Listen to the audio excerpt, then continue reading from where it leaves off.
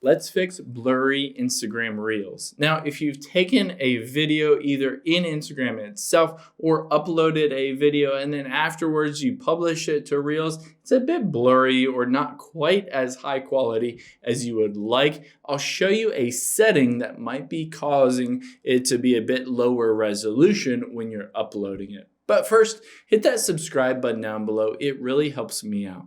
Thanks, guys. So I'm going to first open up Instagram here, and I'm just going to create a reel to show you that setting. So I'm going to swipe to the right here and just record a quick video. Now that I've done that, I can hit the next at the bottom right. And then again, the next at the bottom right.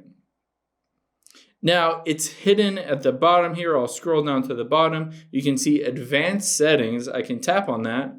And if I scroll down again at the very bottom is upload highest quality.